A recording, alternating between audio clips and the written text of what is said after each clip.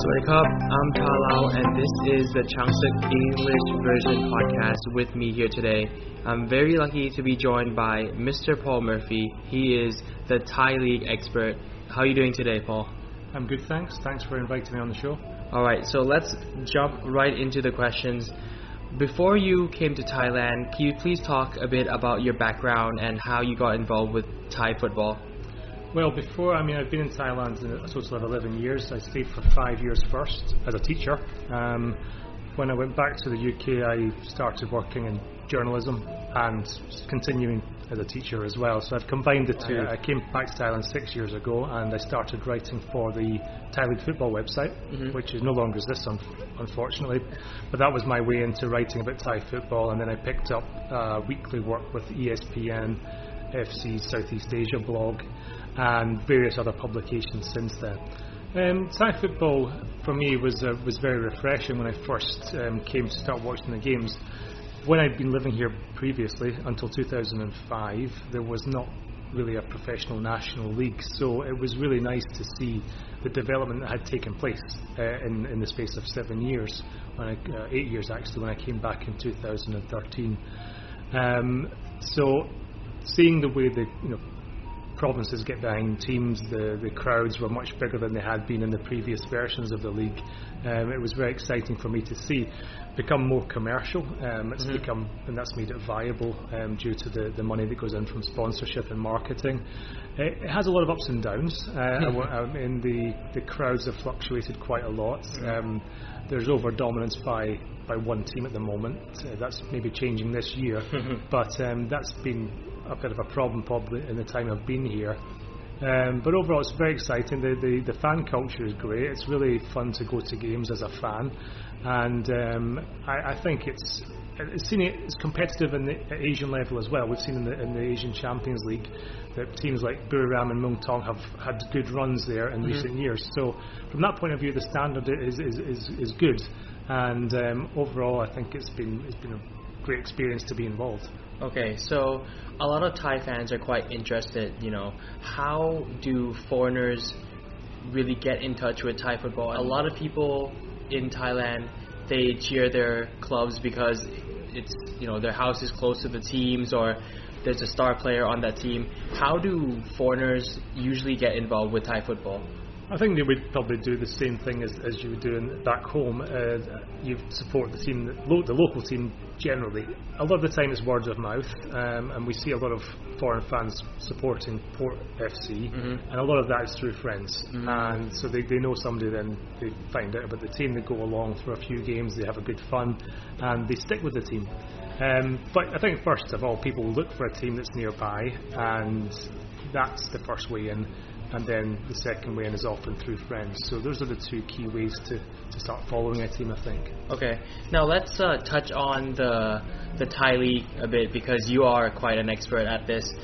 This year it's been an interesting year in the Thai League. A lot of competition both at the top of the table and down. Do you see this as the overall league is improving because of the competitiveness? It's certainly more interesting than it has been for some time. I'm not sure if that's improved the quality yet. I think it seems to be a transitional season for some teams, and that's given others an opportunity. But I think it was definitely the right move to reduce the size to 16 teams. Okay. It's much more competitive. This season, anyone can beat anyone. And I think that's been the aim of reducing the size. In previous years, some fixtures were too predictable.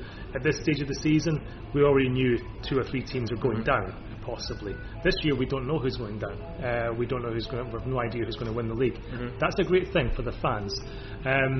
But we can see that the top teams have lowered their standards quite a lot. So I'm not sure the quality's there. So it's a very interesting season. It'll be interesting to see what happens next year and in the next few years. But I definitely think reducing the size has been a positive thing. Now, with other domestic competitions, we have the Chang FA Cup as well as the Toyota League Cup. Do you view the dominance of, the likes of Chiang Rai winning it quite a few times lately, and then Buriram always reaching the final? Do you view this as a benchmark for other teams to try and become like these clubs, or do you think that League Cups and FA Cups are still too one-sided towards clubs that invest quite highly? I think the cups are won by the few teams who are under pressure to win trophies. We can see it in the early stages of a lot of the cups. Some teams clearly don't care too much, and they put out a second string 11, and if they go through, fair enough. If they don't go through, they don't really care too much. That's the impression I get. But teams like Buriram, Chiang Rai, Muang Thong and Bangkok United, they take the cup seriously, Port as well, and they will inevitably be in the final stages. And a lot of the other teams might be teams that have got lucky with the draw. They've overcome teams that have been weaker on the day. But yeah, I think the bigger teams are winning the cups because purely other teams see promotion, relegation battles as a bigger priority. Okay, so you've already shared some of your thoughts on the Thai League as well as the domestic cups. How well do you think the marketing is? I think it's definitely improved a lot since I've been here.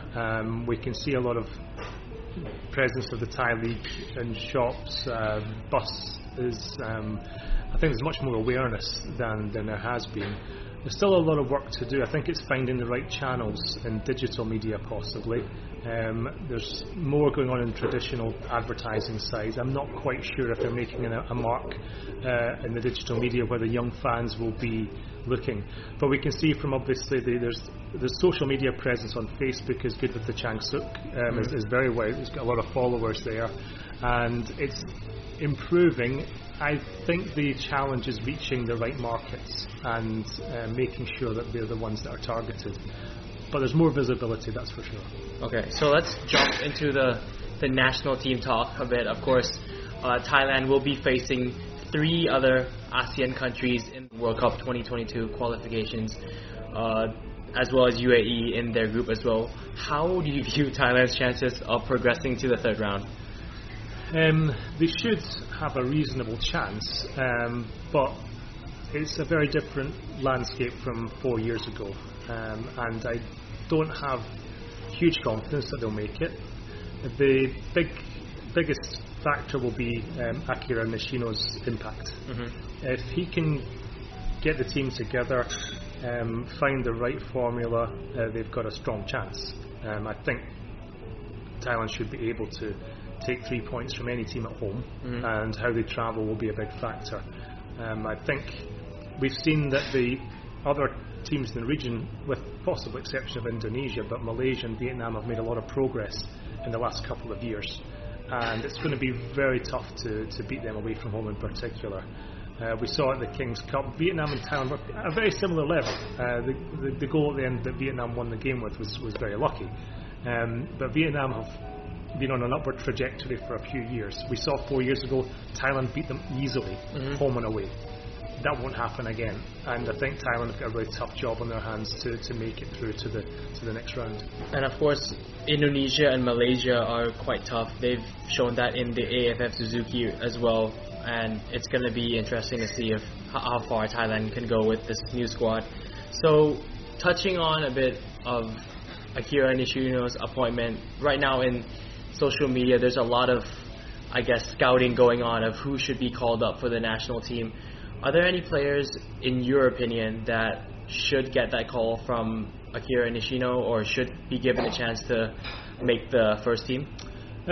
Yeah, I mean, there's obviously some young talents who need a chance that perhaps have struggled a little bit under previous head coaches to get the game time they need. I mean, Superchok Sarachat has had a tough time because he's in the same position as Chanatip, so it's hard to find a role for him.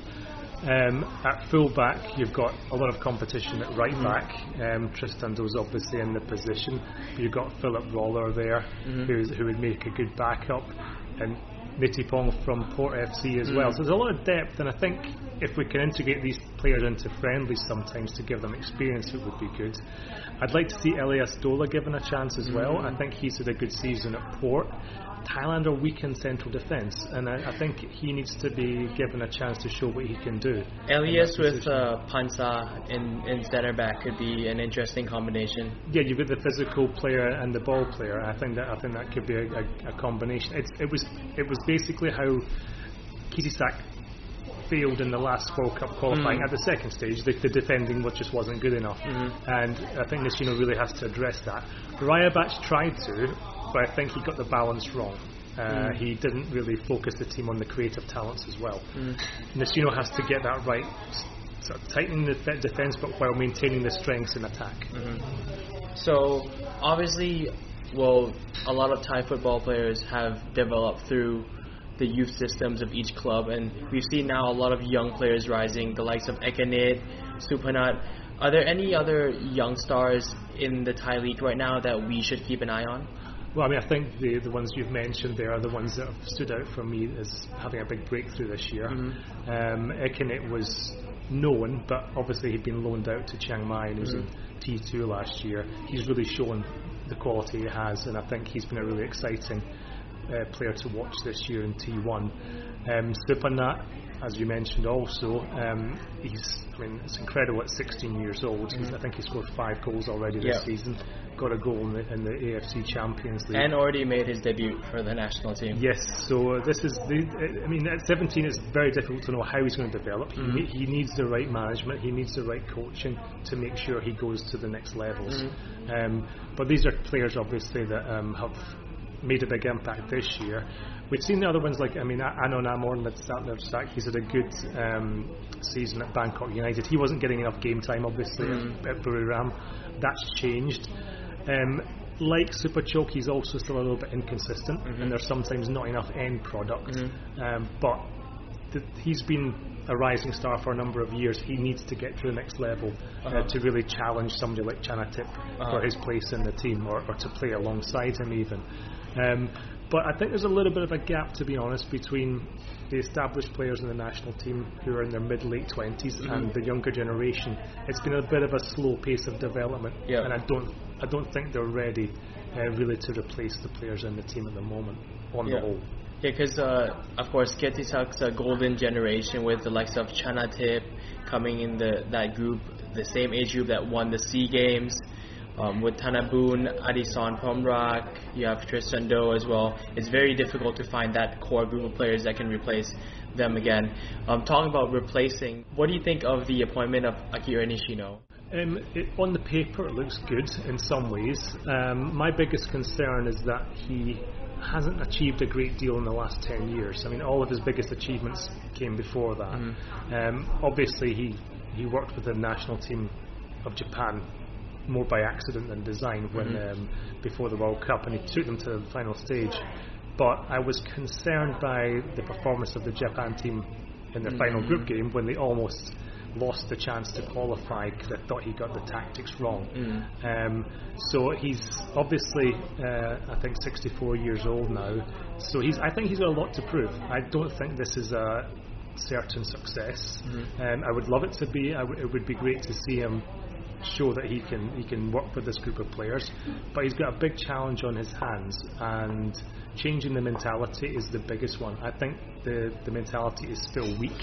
I think the players, you can see the number of games that they don't manage at the end. They've conceded a lot of late goals, and can he get a bit extra out of the team? What we heard behind the scenes, I don't know, it's rumours obviously, was that Rajovac was under pressure because the players thought his methods were too strict. Strict is professional, and the players have to work hard, and I don't know if there's a problem with that mentality.